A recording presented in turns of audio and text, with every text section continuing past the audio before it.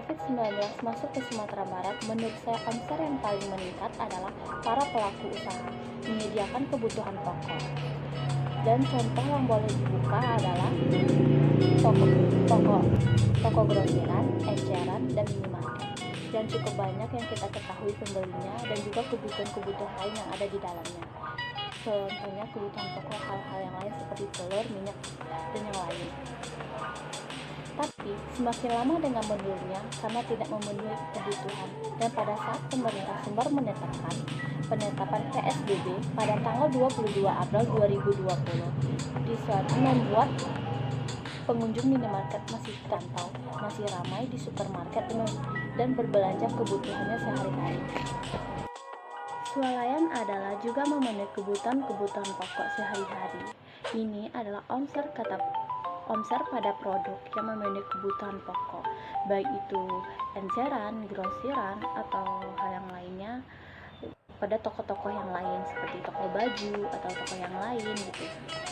Pada saat pemerintah Sumbar menetapkan PSBB, disitulah semua toko atau pedagang-pedagang yang lain harus ada jarak saat berinteraksi.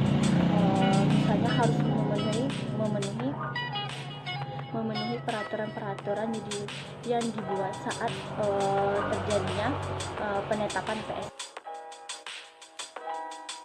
PSBB. Contohnya saat harus memakai masker, mencuci tangan setiap harinya dalam keadaan apapun.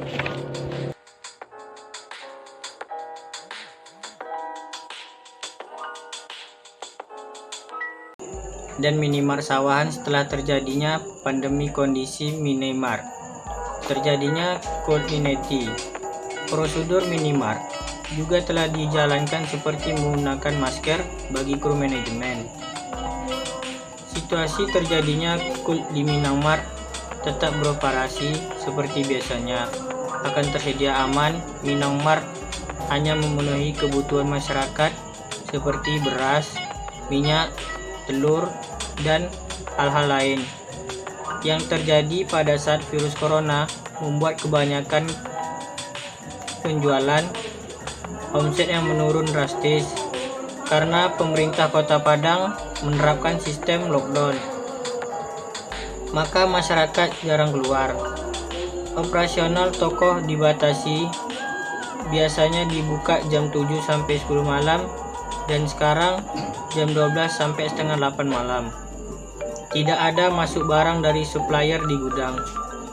Ada jaraknya saat transaksi. Semenjak wabah virus corona masuk ke Indonesia, siklus lain terdapat kepada kehidupan sehari-hari dan juga sangat berdampak kepada pedagang eceran dan grosiran yang semakin lama semakin berkurang. Ini terjadi karena adanya wabah dan penetapan lockdown untuk mengurangi wabah corona. Salah satu pedagang yang dapat dari virus corona swalayan karena dampak kerugian, sehingga kurangnya pengunjung yang datang. Hal ini berdampaknya kurang pengunjung yang datang karena kebutuhan yang tinggi menyebabkan kebutuhan yang ada menjadi langka dan memiliki kenaikan harga. Penyebab lainnya, pendapatan masyarakat yang berkurang membuat masyarakat tahan untuk memenuhi kebutuhannya.